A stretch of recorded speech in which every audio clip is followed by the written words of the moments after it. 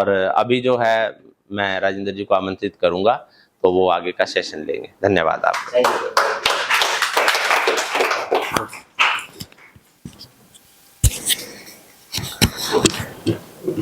कौन कहता है शब्दों से और वाणी से सम्मोहन नहीं होता?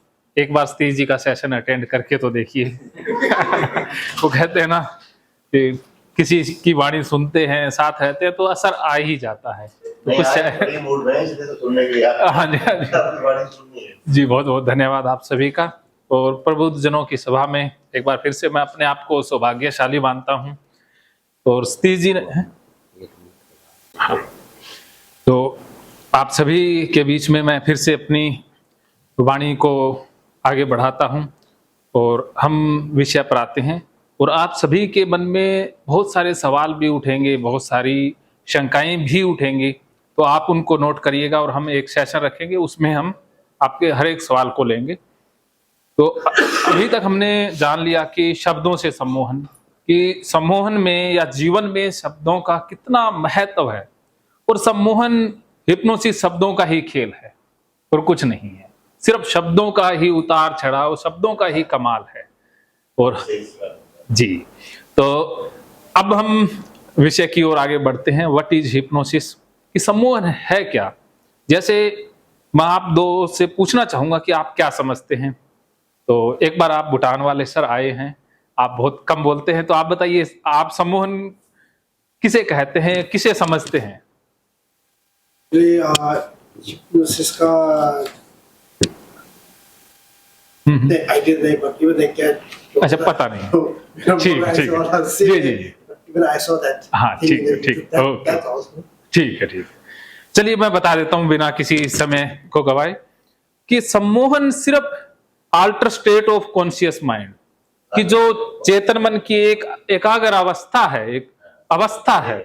हाँ हाँ, तो इसे स्टेट ऑफ सजेस्टिबिलिटी भी बोल सकते हैं। तो ये एक अवस्था है जो हम सब के अंदर पैदा होती है, हम सभी इस अवस्था से गुजरते हैं, तो इसे एक अवस्था मानेंगे, इसे और कोई शक्ति से जोड़ के नहीं देखेंगे।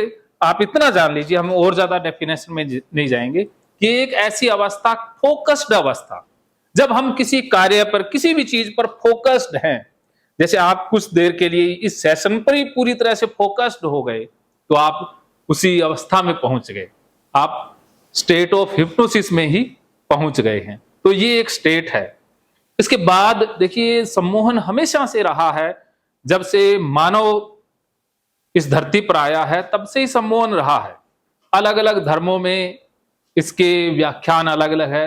पश्चिम ने इसको और तरह से लिया। हम पश्चिम से शुरुआत करें तो शुरुआत में इसे मेस्मरिज्म कहा जाता था, कि एक डॉक्टर थे, डॉक्टर एल्टन मेस्मर, तो वो क्या करते थे, ग्रुप में एक मैग्नेट के द्वारा इलाज करते थे, और उनका इलाज इतना प्रसिद्ध हुआ कि रॉयल सोसाइटी, अब बहुत नामी गिरामी नेता, अभिनेता भी उनके सेशन में आने लगे, और उन्होंने दावा कर दिया था कि मेरे पास एक शक्ति है, मैं उस शक्ति के जरिए इलाज करता हूं। जो तो फिर उनके ऊपर एक कमेटी बैठी, रॉयल कमेटी, जिसके अंदर पूरा खुलासा हुआ कि जो ये इलाज करते हैं उसके रिजल्ट तो हैं, लेकिन शक्ति नहीं है। तो उनको फिर देश से निकाल भी दिया गया था। फिर उनके शिष्यों ने इसे आगे बढ़ाया, वो आगे नाम इसके बदलते गए। बहुत सारे शिष्य थे, उसमें से एक सिगमंड फ्राइड आगे जाकर के आए, उन्होंने इसे इजाद किया। हिस्टीरिया के रोगों को ठीक करने के लिए इसका प्रयोग किया जाने लगा। जो हिस्टीरिकल दौरे पड़ते हैं, किसी की आवाज चली जाती है, किसी के, जी जी जी, तो हिस्टीरिया के इलाज में इसका बहुत प्रयोग हुआ। उसके बाद फिर हिप्नोसिस शब्द इसका इस्तेमाल किया जाने लगा। फिर ये जो एनेस्थेसिया जब तक नहीं आया था, जब ये डिलीवरी करवानी होती है तो पेनलेस डिलीवरी, तो महिला को हिप्नोटाइज किया जाता है और उसकी डिलीवरी करवाई जाती थी। बहुत सारे ऑपरेशन इसके द्वारा करवाए जा सकते हैं। तो उसके बाद फिर ये आगे आगे बढ़ता बढ़ता इस रूप में आया है। और भारत के अंदर जो वेद हैं उनमें भी बहुत हिप्नोसिस है। अथर्व वेद में जो प्रयोग हैं वो सारे हिप्नोटिक प्रयोग ही हैं। किसी रोग को दूर करने के लिए वो मंत्र बोलते हैं, तो वो सजेशन ही दे रहे हैं बार बार। वो देवताओं का आह्वान है, उनको खुश करने के लिए जो आह्वान देते हैं, शायद सामवेद में है, तो वो सारा हिप्नोसिस ही है। और भगवत गीता के अंदर तो एक अध्याय पूरा डेमो का है, प्रैक्टिकल अध्याय है विश्व रूप दर्शन योग, भगवान श्री कृष्ण जब अर्जुन को विराट रूप दिखाते हैं तो वो हिप्नोसिस का डेमो ही है। वो हिप्नोटाइज करके उसके अचेतन मन से उसका परिचय करवाते हैं। हाँ, तो उसके अंदर क्या है, तो वो सारा कुछ हिप्नोसिस ही है। तो हिप्नोसिस हमारे डे टू डे लाइफ के अंदर घटित होता है, हम हर दिन इसको महसूस करते हैं।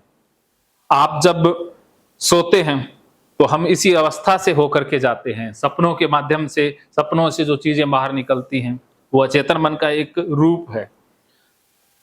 अब हम आ जाते हैं मिथ्स एंड बैरियर हिप्नोसिस के अंदर। मिथ्स और बैरियर, सबसे पहला जो मिथ है कि हिप्नोसिस कोई वशीकरण है, ये वशीकरण बिल्कुल नहीं है।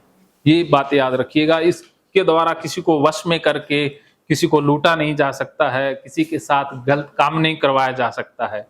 अगर मान लीजिए किसी को हिप्नोटाइज कर दिया, आप कर दोगे आसानी से, आज ही करोगे, उसके बाद आप कहोगे कि भाई तेरे साथ गलत काम करना है, तो उस समय क्या होगा कि वो एकदम से जाग जाएगा, वो बाहर आ जाएगा, वो उसी स्टेट से बाहर आ जाएगा, क्योंकि इसमें चेतन मन पूरी तरह से नहीं सोता है। चेतन मन जो गड़बड़ियां करता है ना, वो देखता रहता है चेतन मन सब कुछ, लेकिन वो इंटरफेयर नहीं करता।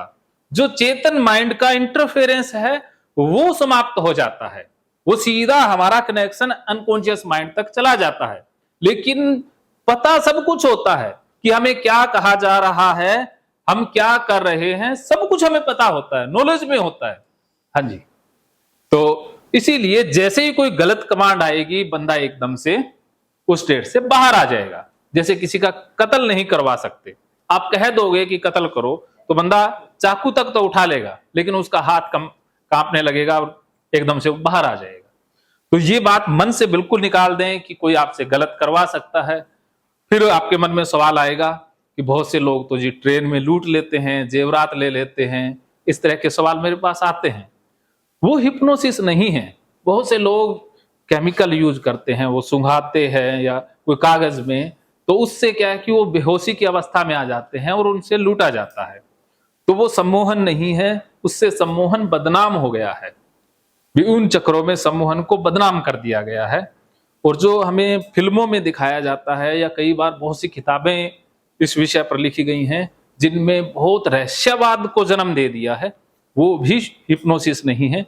और जो मूवीज में हम देखते हैं वो भी हिप्नोसिस नहीं होता है, वो बस टीआरपी बटोरने के लिए कुछ ज्यादा ही बढ़ा चढ़ा करके इसका प्रयोग कर देते हैं। मैं एक बात इस बीच में कहूं सर, जी जी जी जी, मैंने अपनी आंखों से ऐसे केसेस देखे हैं जी कि लेडीज को उनके गहने उतरवाते हुए, जी उनके कपड़े तक मैंने देखा है जो पहन रखे होते हैं वो भी उतार के देते जी, यहाँ तक कि उनकी अंगूठियां क्या और पर्स तक क्या मैंने अपनी आंखों से देखा है जी। थोड़ी देर के बाद जैसे अभी बाहर ये किस्सा हुआ जी मेरी हॉस्पिटल के बाहर जी, और उसके बाद वो लड़के जो है सामने से निकल गए, लेकिन वो औरत वही बैठी हुई है ऐसे। हाँ, होता है ऐसा। हालांकि उसको पता है कि मैंने ये कर दिया है, दे दिया है, लेकिन उस टाइम जो चेतन की अवस्था थी, अब चेतना में जो बदली थी जी, वो that was a partial temporary phase. हाँ, कहते हैं कि आपको उसको हिप्नोटाइज किया था। वो देखो इसमें एक बीच में ही लोगों के पर्स निकलते देखे मैंने जी, इसी बीच में जी।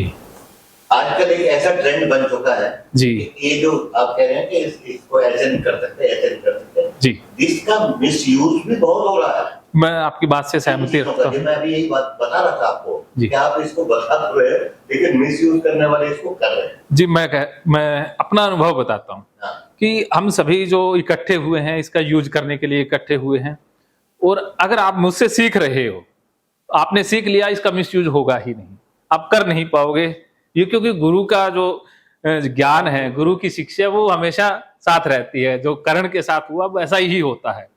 तो ना तो इसका यूज आप मिसयूज कर पाओगे, ना हो पाएगा। इसलिए आप सीखेंगे, इसका प्रयोग ही हो सकता है, क्योंकि मैंने भी अपने जीवन का इसका जो अच्छा प्रयोग है वही किया है, वही हो सकता है। और जो ये चीजें हैं ये आएंगे ऐसे सवाल, लेकिन इसमें जो है ना अलग चीज होती है, उनको कुछ केमिकल दिए जाते हैं, सुंघा करके ऐसा किया जाता है, वो रियल में हिप्नोसिस नहीं होता, लेकिन हम समझ बैठते हैं कि वो हिप्नोसिस है, इस विषय पर हम आगे बात करेंगे। ठीक है, जो लोग फोन से करते हैं जी, वो भी तो हिप्नोटाइज करके वो हमारे वो फोन को करवा, वो क्या वो चीज हैक करना, वो अलग चीज है, उसको हिप्नोसिस से नहीं, हाँ वो हिप्नोटिज्म नहीं, दिमाग को डाइवर्ट तो वो हमारा